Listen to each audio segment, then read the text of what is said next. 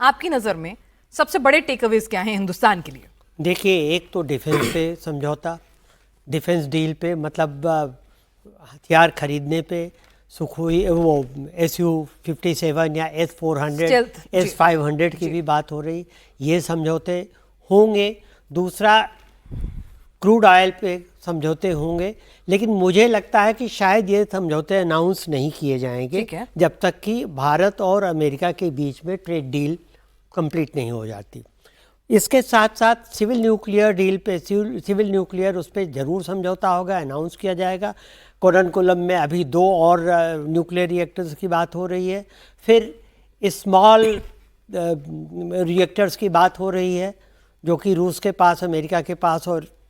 चीन के पास, सिर्फ 3 के पास है। इसके अलावा जैसे लेबर मोबिलिटी की बात हो रही है, जैसे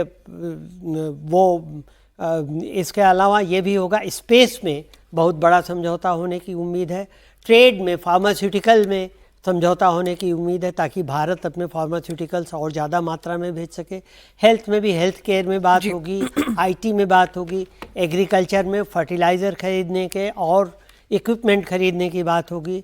MSME पे बात होगी कि भारत से छोटे, मध्यम और लघु उद्योग जो हैं वो उनके बनाए हुए प्रोडक्ट्स वहाँ पर जाएं। कल्चरल एक्सचेंज प्रोग्राम के रिन्यू करने की बात होगी। बहुत बातें, बहुत चलिए बातें होंगी, कुछ बातें ऊपर से नजर आएंगी, कुछ बातें ऐसी भी होंगी जो होंगी, लेकिन उनके लिए थोड़ा वक्त का इंतजार करना होगा। हमने देखा है कि हिंदुस्तान के ऊपर कितना दबाव था कि S-400 मत खरीदिए, अमेरिका नाराज भी हो गया था, लेकिन हमने कहा नहीं भाई, जो हमें फायदा देगा, और उसका फायदा ऑपरेशन सिंदूर में हमें दिखा भी, तो अब की बार कह रहे हैं भाई टाइम से डिलीवरी देंगे, और इसकी टेंशन मुनीर की बढ़ गई है इससे। लेकिन इस बीच मैं आपसे राजीव जी एक यहाँ पर ये समझना चाहूंगी कि जिस तरह से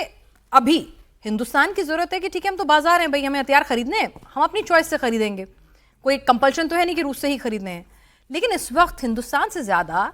पुतिन को एक्नॉलेज करने के लिए, साथ देने के लिए, पैसों की जो लाइन है उसको चालू रखने के लिए, डॉलर को कमजोर करने के लिए, अगर और चीन को थोड़ा काबू में रखने के लिए कोई सबसे मजबूत दोस्त नजर आता है तो वो हिंदुस्तान है। बिल्कुल। और अभी हम पिछले शो में बात भी कर रहे थे कि, और सरी उसके बारे में बता रहे थे कि इंडिया को रशिया की ज़रूरत,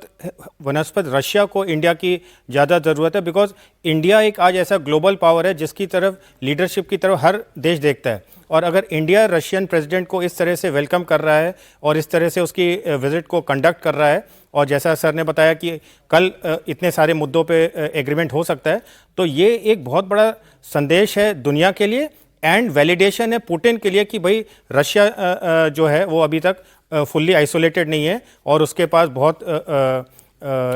ऑप्शंस हैं और बहुत इन्फ्लुएंशियल ग्लोबल पावर्स हैं जो कि उसके साथ खड़े हैं। सो इंडिया का वेलकम करना रशियन प्रेसिडेंट का रशिया के लिए बहुत बड़ा वैलिडेशन है। तो बड़ा वैलिडेशन है यहां पर तो इस बार, क्योंकि ट्रंप ने जिस तरह से बुली किया हुआ है, पीस टॉक्स फेल हो रहे हैं, तो यहां पर दुनिया भर की निगाहें इस बात पर भी टिकी होंगी कि क्या रूस यूक्रेन युद्ध, हालांकि उसका पिटफॉल जो है कहीं ना कहीं उसी मुल्क को लेना होता है जो उस तरह के प्रपोजल लेके जाता है, लेकिन फिर भी यहां पर अगर देखें तो क्या, क्योंकि दुनिया की निगाहें प्रधानमंत्री मोदी पर यह भी आकर टिकती हैं त्रिपाठी जी कि शायद क्योंकि पुतिन के साथ एक पर्सनल केमिस्ट्री भी है, और जेलेंस्की की भी सुनते हैं, ट्रंप से भी बात करते हैं, हम सबसे बातचीत कर रहे हैं क्योंकि हमने मल्टी डायमेंशन अपना ओपन रखा हुआ है, तो यहाँ कुछ उसको लेकर भी बातचीत हो सकती है या वो सब दूर की बात है, हम अपना फायदा देखेंगे? देखिए, जब भी 2 देशों के शासनाध्यक्ष बात करते हैं, ये एक अलिखित प्रोटोकॉल है कि वो द्विपक्षीय संबंधों के अलावा